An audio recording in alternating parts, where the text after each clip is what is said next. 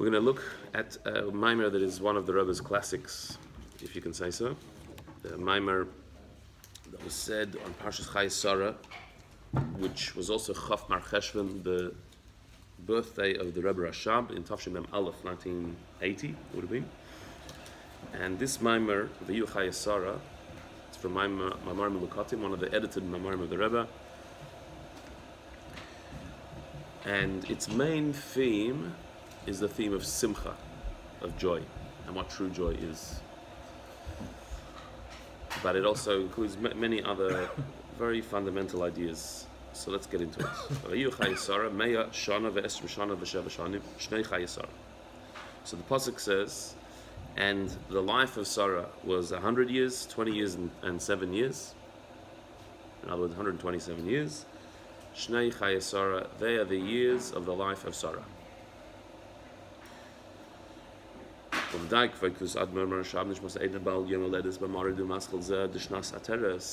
Rebbe Rashab asks the question in his maamar from the year Ateres, which is exactly 100 years ago, 79, which would correspond to 1919. So in his maamar of this, on this pasuk, which he said on or around his birthday, the 20th of Mar Cheshvan, he asked the question on the pasuk, Mahu Aimrei Shnei Chayei Soro. What does it mean after telling us that Soro lived 127 years, the years of the life of Soro? Well, that's what we were just told, that Soro lived 127 years. The years of the life of Soro seems completely superfluous.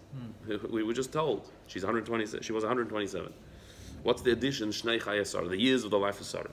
Vayiyhu Chayei Soro. It already says the years of Soro's life were, or Soro's life was, and then it specifies the years of her life in hundreds, tens, and units. 100 years, 20 years, 7 years.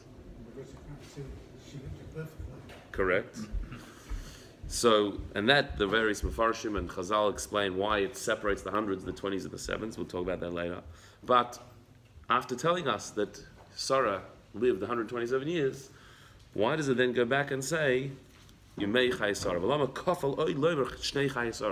Why does it then double up and say the years of the life of Soro? That's what it was. That's what it is. That's what we just said. Seems to be completely superfluous. The Gam Tzarich Lavin. Another thing we need to understand, apart from the repetition, is a question that the Zohar asks, and that is,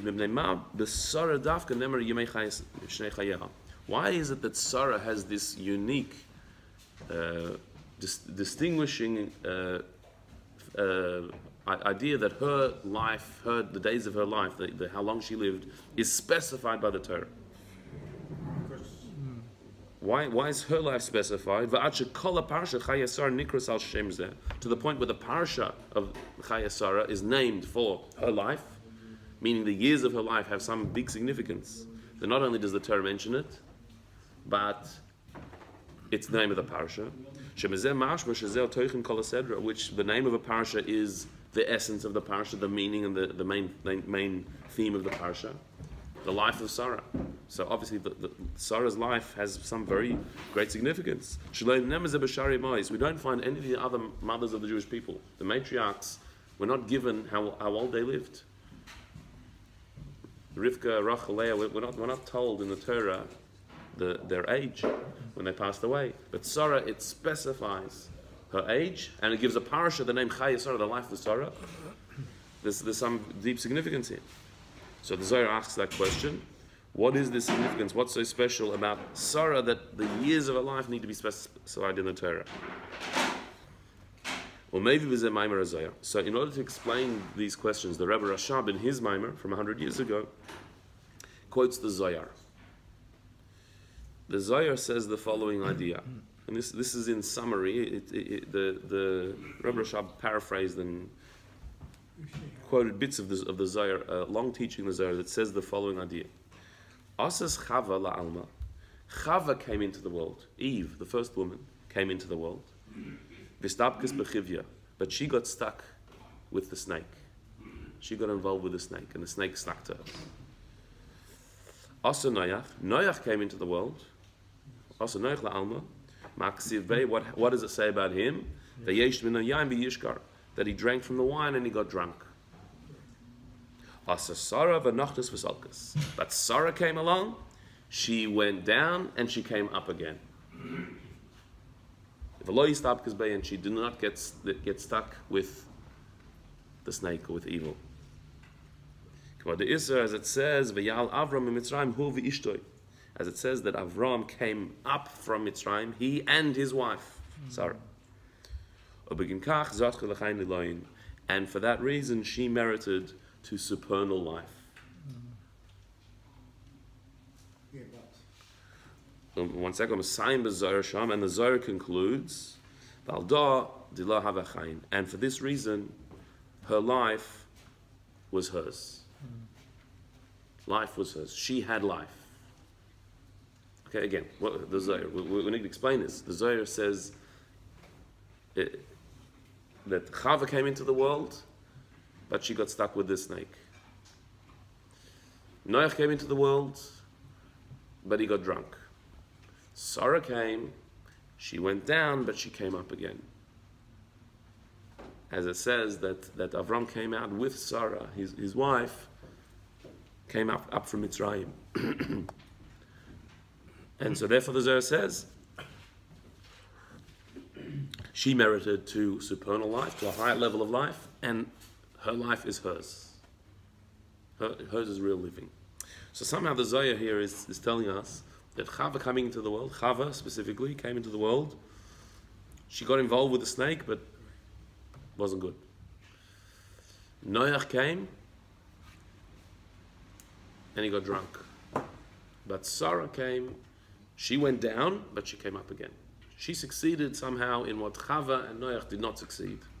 And therefore, her life, she merited to a supernal, a higher level of life, and her life is hers. Is real life. The difference between Chava and Noah, she had complete emunah in Hashem. And that, once you have emunah, there's nothing which can cause you. Right. So let's see how that works. So the Rebbe Rashab, who quotes this Zohar, uses it to explain in his maamar the two questions we had. That Dafka Sarah, it gets her age specified by the Torah, how old she was. No other of the matriarchs have that. Because Sarah specifically, through the fact that she came down but went up, whatever that means, she merited to Chayin Eloin, to a supernal, a higher level of life. So therefore her age, her life, her years deserve to be mentioned, deserve to be looked into, because she lived on a different plane. And the fact, our other question, that the Pasuk doubles up and says, after telling us that Sarah lived 127 years, it then repeats, Shnei Chayei Sarah, the years of the life of Sarah. Even though at the beginning of the Pasuk it says, the life of Sarah was 127 years.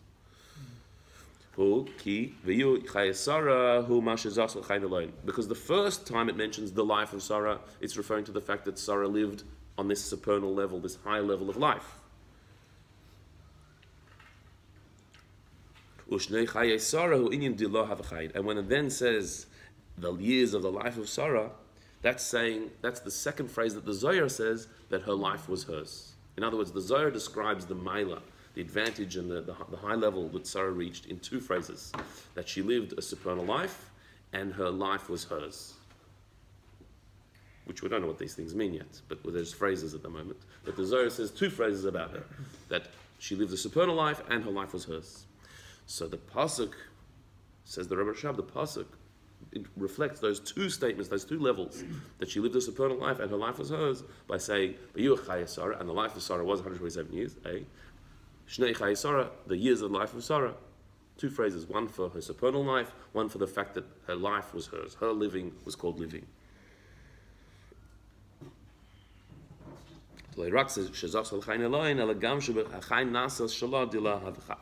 That she reached two things. Not only did she reach the level of supernal life, that she was living on a high plane, but that her life was hers.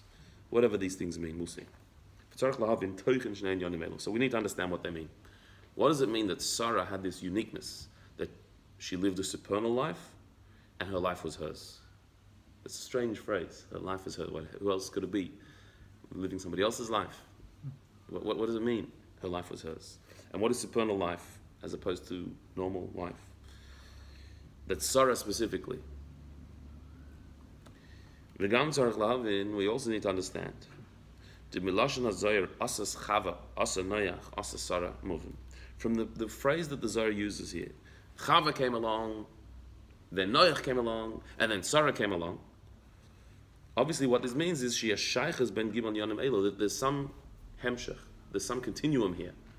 That there was something that Chava did, but she didn't make it, she failed. Noach came and tried to do it as well, but he didn't make it. And only Sarah came, when she did it, she got it right. Right? The failure of Chava and Noach, and then the success of Sarah is obviously connected. It's not just talking about three different individuals. There were many people who lived and did stuff and had ups and downs. Here there's obviously a hemshech, some continuum between Chava's life, which then brought to Noach, which then led to Sarah, and Sarah got it right where Chava and Noach didn't.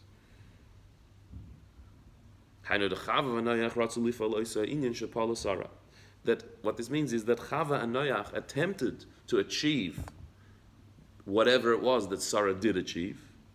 Also but they were not successful. Not only they were not successful, they actually fell. That Chava, whatever she was trying to do, ended up being tangled with the snake. And Noach, whatever he was trying to do, ended up being drunk. So it didn't work. Sarah, however, Sarah, when she did it, when she attempted this same project, whatever it was, she also had to go down. Originally, there was a descent, it says in Isaiah. She went down, which on a simple level, she went down to Egypt. But for her, the descent led to an ascent. She came up again. She was successful. She made it. Nachdas v'salkas. The Zohar's language is she came down, but she came up. So we need to understand what is the connection between Chava, who came down into the world and ended up being entangled with a snake, Noach, who came out of the ark and ended up getting drunk, and Sarah, who went down to Mitzrayim but came up again. Well, what's the parallel here? What's the theme? How does one lead to the other? So this is the groundwork of this maamar. This is where we're gonna the launch pad from this point of the discussion of the Zohar of Sarah compared to Noach and Chava. So let's continue over the page in base. There's a rule that was first formulated by the Ramban. Literally, the actions of the forefathers are a sign for the children. Yeah. Which means that what our forefathers did, they didn't live private lives. Their lives were projected onto all of the future generations. Every move and every story and everything in the Torah that we hear about the others is something that has direct relevance to us, the children of the forefathers. That's why they're called forefathers, because their entire lives were like a precursor for the future generations. And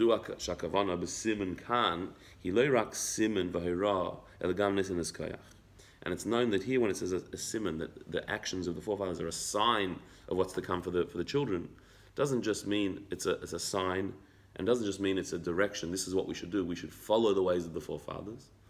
But we're empowered by the forefathers. What they did, what they achieved, paved the way for us to be able to achieve the same.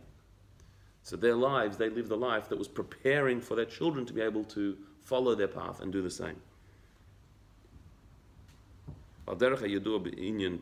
So in other words, we're going to get into a discussion about Soro here and Soro's achievement. That Soro achieved what Chava couldn't achieve and Noach couldn't achieve. But this discussion is not just an interesting discussion about Soro once upon a time. It's relevant to us because we are the children of Soro, and so therefore what she achieved, we can achieve. She did it, so we should be able to do it. And not only is her life an instruction in how we should live, but it's also an empowerment. Whatever she achieved by living this higher life, this eternal life, that her life was hers, we can do that as well, because she did it. So we can do it as well. As is known, it's explained in Chassidus that several times in the Gemara, there's a teaching of one of the sages of the Gemara, and the way it's introduced is Pasach Rabbi Ploni, that a certain rabbi introduced the following idea. He on a simple level, he started off his class with this idea. But in Chassidus it says, what does it mean Pasach? That he opened up, he opened up, that there are some concepts that when they're taught by a great and holy person, it's opening a new opportunity. By teaching this idea, by putting it out there, it's now possible. That there are some spiritual achievements that would be very difficult for us to do, but if one of the sages, if a holy soul opened up the possibility by teaching it, then that makes it possible. That makes it accessible. So when it says Pasach Rabbi this or Rabbi that, they opened up. What do they open up? They open up a new channel. They open up a pathway. Does he give an example? Here he doesn't give an example. In the Gemara Megillah, for example, there's a whole bunch of teachings of different rabbis in their expounding of the Megillah. And each one says Pasach Rabbi this, Pasach Rabbi that. So on a simple level, it just means their introduction to their class. Right. But on a deeper level, when it's talking there about the victory of the Jewish people over Achashverosh and Haman and all the evil, what they were teaching, there wasn't just like a cute little vart on the Megillah, but they were opening up the possibility for Yidden to be victorious. And it was relevant to their times, whether it was the Roman times, and they were struggling with similar things that in the time of Purim. So by them teaching the power of the Yidden and the Mesiras Nefesh of the times of Purim, they were actually opening it up for the Jewish people at that time that they should be able to conquer the darkness that they were facing. He gives a few examples we'll see in the Ha'aras in a second of different but similar ideas. That once a great sage and a holy person has opened the pathway, the pipeline for a particular bracha or an achievement to happen, and even more so, not just opened up the pathway, but actually blazed a pathway.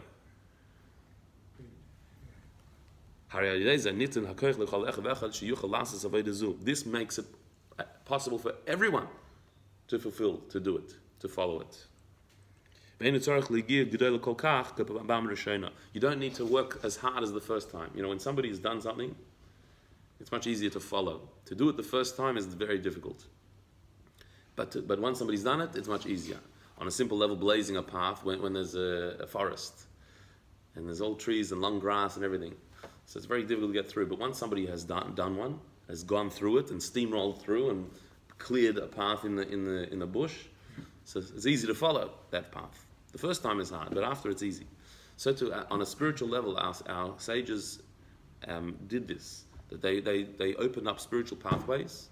Once they did it, it's easy for other people to follow.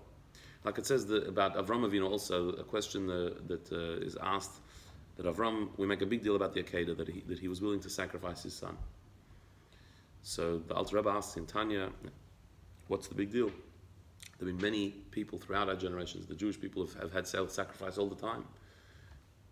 So Mesiras Nefesh, sacrifice, that's something we've done. Why do we make a big deal about Avram Avinu? So one of the many answers is because he was the first to do it. We did it after Avram Avinu was willing to himself die in the fire, that his son should die. He was willing to give everything up for Hashem, but he was the first to do that. That's a big deal.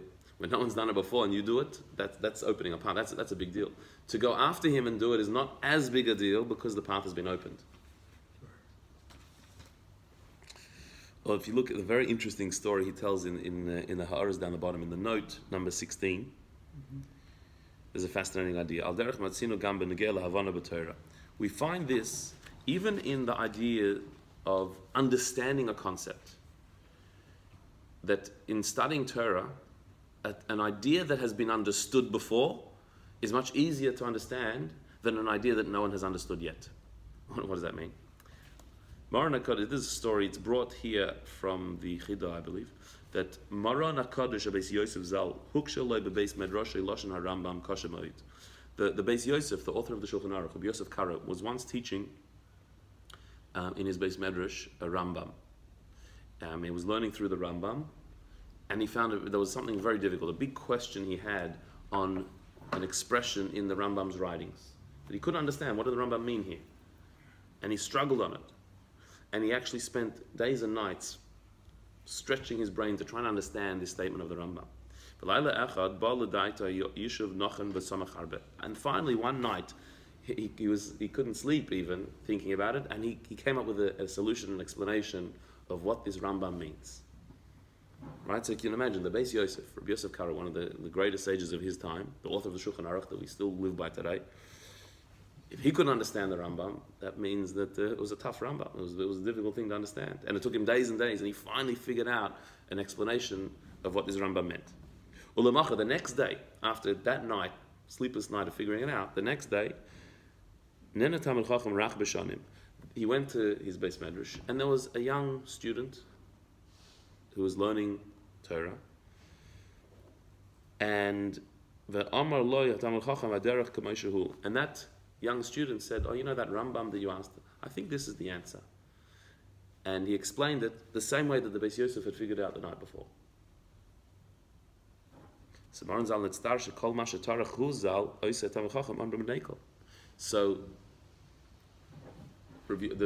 Rabbi Yosef Kara was upset. He said, "I spent nights and nights on this," and this little young student just said, "Oh, by the way, that Rambam," and just gave the answer just like that. Like, he thought, maybe I'm stupid.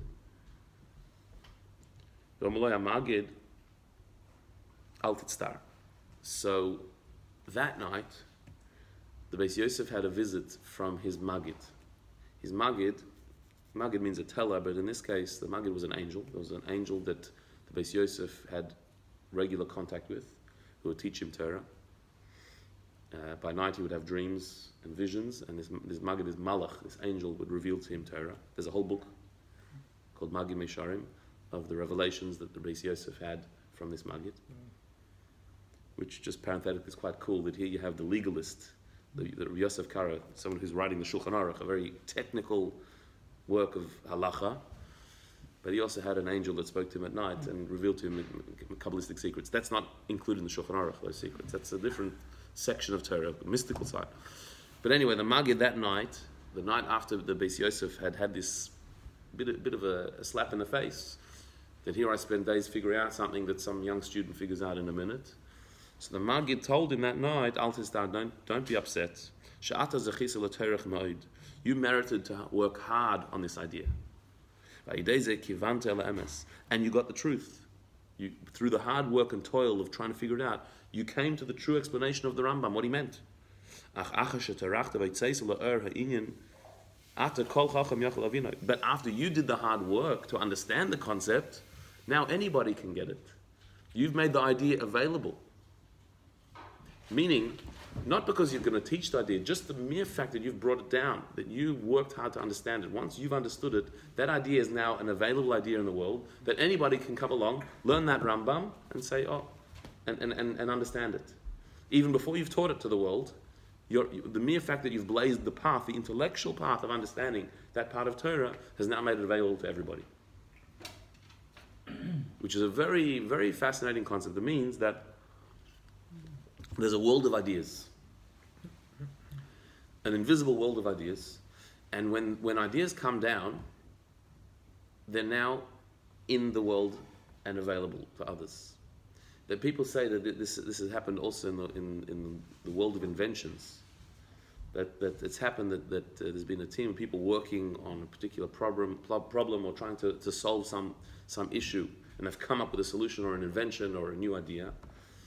And at the same time, on the other side of the world, there's another team that also come up with this answer. Once somebody's brought it down, it can be found elsewhere. It's not really a rational concept, more of a spiritual concept. It's a spiritual rule. It's a spiritual law.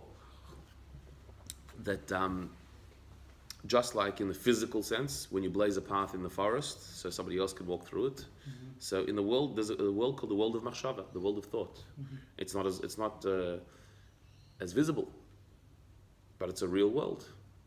Mm-hmm. And so in the world of machshava, once the machshava has been brought down, it's available to others. Which also means that the later you live in history, more opportunity you have. Yeah, because the more access you have to idea, all the hard work of previous generations, well, that's our starting point. Mm. So we're not smarter than them, maybe, but we've got much more at our fingertips than them. It also means that we don't necessarily have to try and work out the problems that they've already worked out before. Mm. Don't reinvent the wheel. Yeah, let's go to new problems that haven't been solved yet, but we don't have to start again and say, was the Torah really given to Mount Sinai? We've worked that one out already. You know, let's use our brains for new questions, not old questions.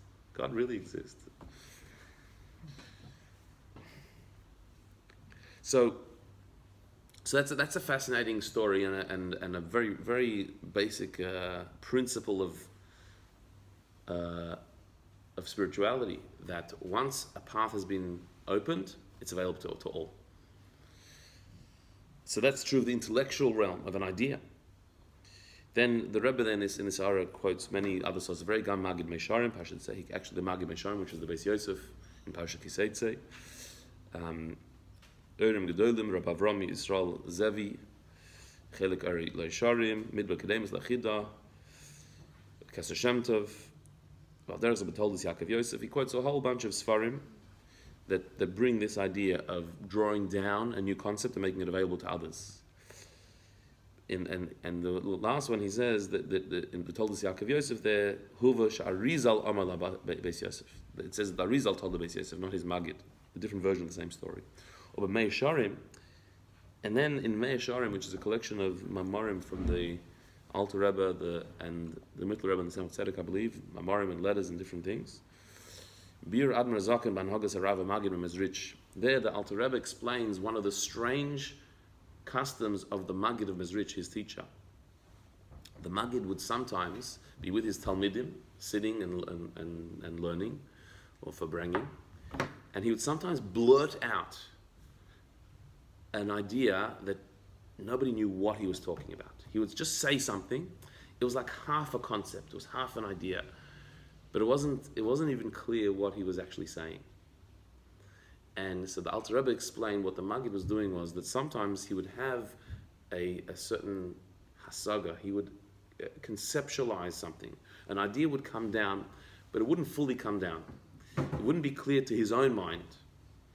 But he wanted to say it out. He wanted to speak it out, even though he didn't really understand it, because he thought if I say it at least, maybe somebody else will get it. Once I say it, I put it out there, so maybe someone will be able to capture it. Is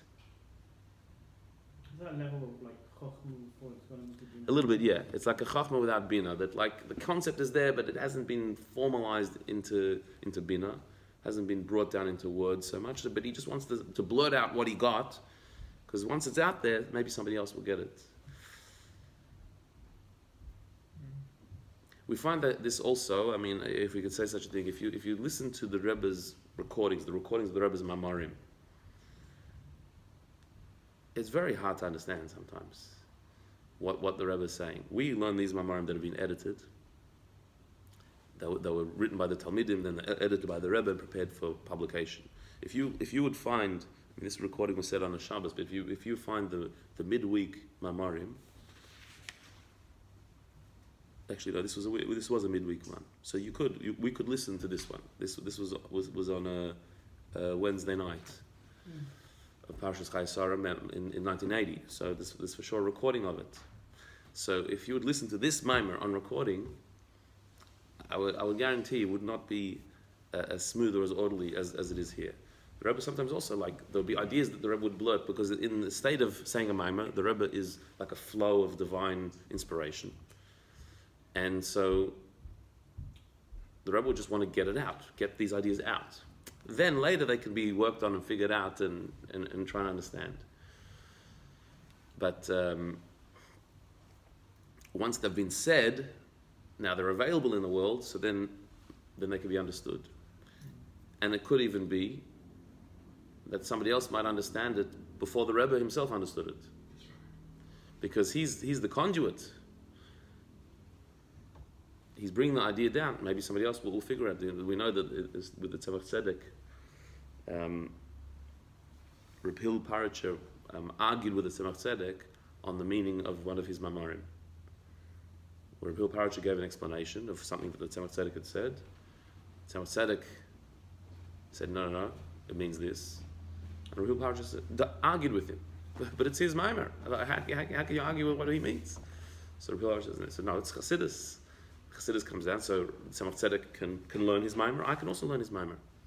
I mean, I wouldn't say that. I mean, an average person wouldn't say that. Reb Hillel Paracher was on a very high level, but what he was saying was that Shechina medaberes b'tech groinai. The Shechina speaks through the maamar, through the Rebbe's words. So the Rebbe can study the Shechina's words, and we can also study it. So here the Maggid would blurt out an idea that he himself didn't really understand, but once he's blurted it out, he was the conduit for it. Maybe somebody else will learn it even better. So, but is it like decentralized processing, or is it just opening up the channel and because if you're blurting out something and you're allowing other people to process that thought is different to clearing the path. So. Correct. The first story, the Beis Yosef was the one who worked to understand the idea. Once he understood it, but he didn't say it, other people could understand it because now it's available in the world of thought. The second, the Maggid's case is a bit different. That an idea popped into his head but didn't fully become understood. But it's only in his head. Nobody else is hearing this. Nobody else is getting this idea because it hasn't been understood yet. It hasn't reached this world yet. The way he brought it into the world was by speaking it. By speaking the idea. Here's the words. I don't know what it means.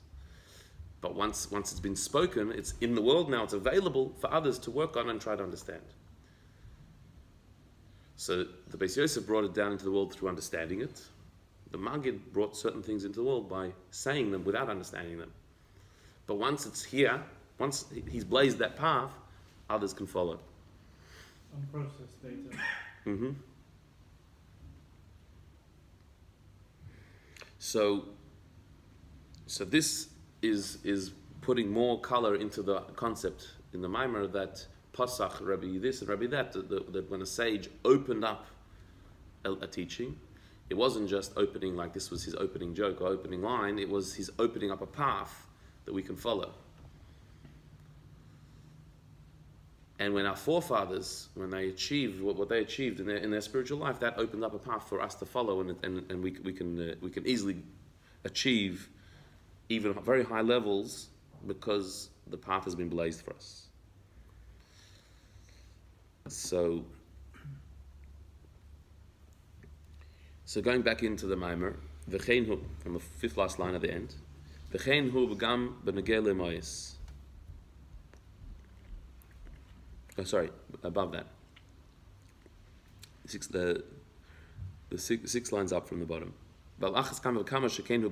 So if that's true about the sages of the Talmud, if it's true about the Beis Yosef, if it's true about the Maggid, so how much more is it's true of Ma'aseh Avos, of the acts of our forefathers? They are our forefathers. If you're called a forefather, the definition of a father is that there's a child, and the child inherits the father. So therefore, the levels that they reached, the spiritual achievements that they made, are ours now. They're only called the forefathers because we're their children, and we're their children because we inherit from them. So certainly whatever they did, all their achievements and all their spiritual levels are ours now, and we can follow it. And that's not just true of the forefathers, the patriarchs, but also the mothers, the matriarchs. Which is obvious. A father and a mother, you need both. And even more is this relevant to Sarah, our mother Sarah, because she's the first. She's the originator of the Jewish people, the first of the four mothers. And about her it says, Hashem tells Avraham a line that has puzzled husbands for the rest of history, that Hashem tells Avraham, whatever Sarah tells you, listen to her voice. So, if the first Jewish man was told by Hashem, listen to everything that the first Jewish woman tells you, and these are the parents of the Jewish people, so therefore, for all generations, we have to listen to what Sarah says. And her life directs us in where we're supposed to go. And of course, the women in our life, we have to listen to them as well. So therefore, based on this, the concept that we've introduced from the Zohar, that Sarah came along, she went down, but she came up. Unlike Chava, who came and got stuck with a snake, and unlike Noach, who came and got drunk, Sarah came down, but she went up. She succeeded. So that story, like all the stories of the patriarchs and the matriarchs, is a hayra. It's an instruction, it's a direction on what we should do. We should follow the ways of Sarah. But not only that, it's also an empowerment. We can do it. We're able to do it. She blazed the path. So whatever she's achieved that Chava and Noach couldn't do, she did it, and therefore we can do it because we're her children. So this is big stuff, whatever it is. We don't know what it is yet, but it's big stuff. But so what we need to understand, what is our version of Sarah's achievement? What is the Hira? What are we being told here? That Sarah went down to Egypt and came out again. In our Avodah, we're after Matan Torah. She was before Matan Torah. She was before the Torah was given. So how did they bring holiness to the world? Well, Sarah and Avram, they went to Mitzrayim, they came out with great wealth.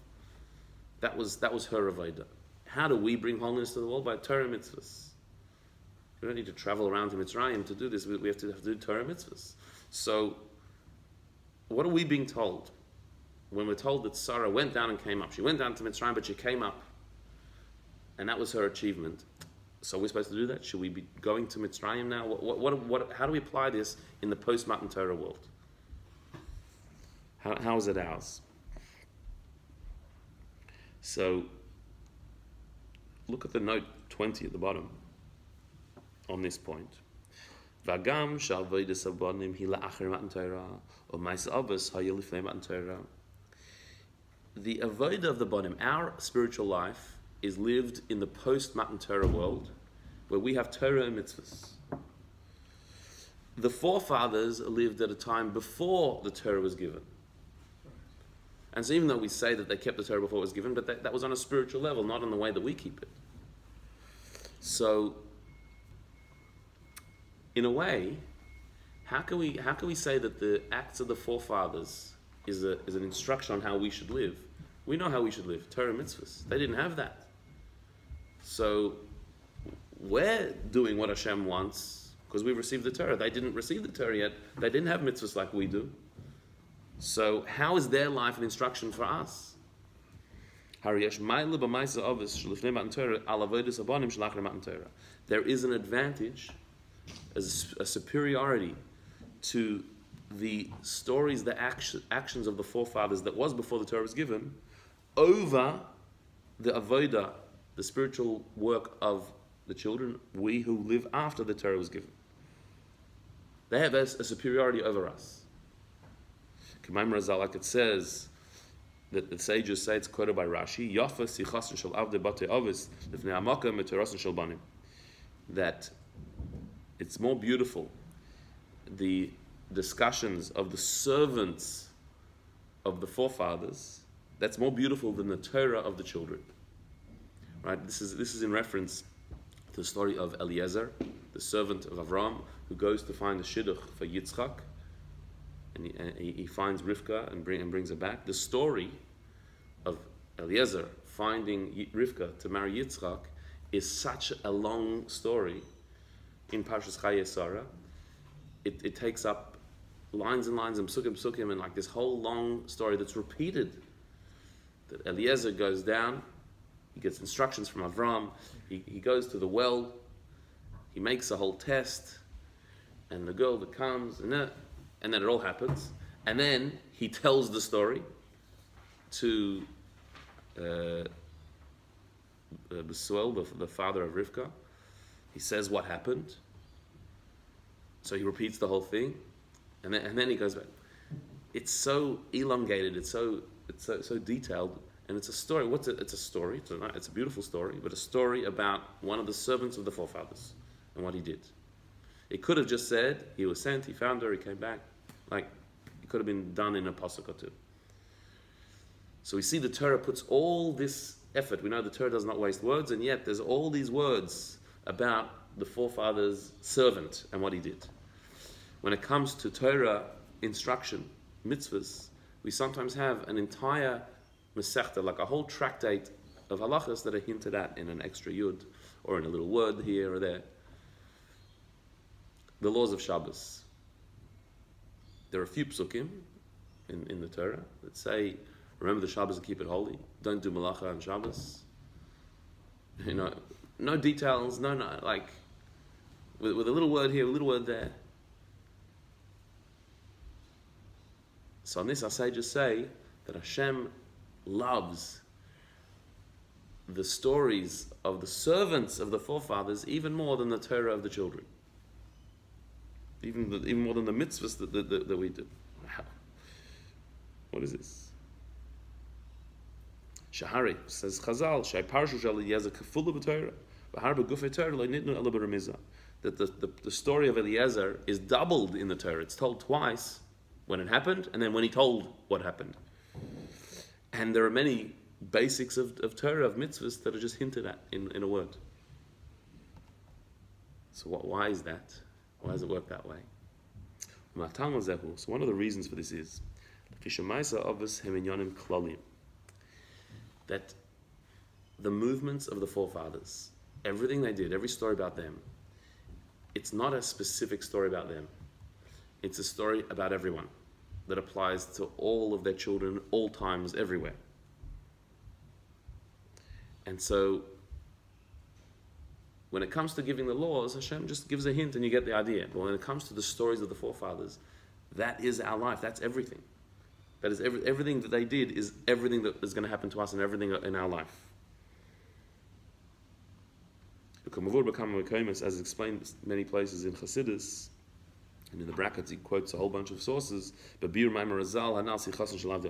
the meaning of the sichos and the conversations of the slaves of our forefathers? Why is that so beloved? Specifically, what is the example that Chazal give of the stories of the forefathers that Hashem loves? The marriage of Yitzchak and Rivka. That story is elongated and expanded so much. Why? Because Yitzchak marrying Rivka is what Torah mitzvahs is all about. Because in Kabbalah it says that Yitzchak represents Zah and Rivka represents Malchus. They represent two levels of the divine light, the transcendent level and the immanent level of Hashem. And Yitzchak marrying Rivka, them coming together, is the entire point of creation, taking the transcendent light of Hashem and bringing it within the immanence of this world, drawing it down and uniting it. Uniting Kuchabricha and Shchinte, as it says in Kabbalistic language, Hashem with his Shechina, the various levels, the masculine and feminine of the divine. That is the whole point. Who klolos in Torah mitzvahs. That's the whole point of Torah mitzvahs, is to unite Yitzchak and Rivka. The klolos in avodas abonim lachem Torah. That's the whole point of the avodah of Matan Torah, after Matan Torah, of doing mitzvahs. So therefore, the way the Torah is structured is that it talks about the forefathers and the stories and the details, and that's and that's emphasized. And then it tells you the mitzvahs you got to do. It's first telling you this is the point, this is the vision, and then it's telling you the details of how to do it. So the klal, the principle is in the forefathers. So therefore, their life is so central. So this is why we have a whole book of Bereshis with all these stories that set the tone, because that is the actual point of what we're here for. So this maamar is going to take one story of Sarah going down to Egypt and coming out, and the way the Zohar says that she achieved what Noach and Chava couldn't achieve, and show how this is something that she did it so we can do it. So it's worth analyzing. So we'll stop there. We'll continue, God willing, next week. Square.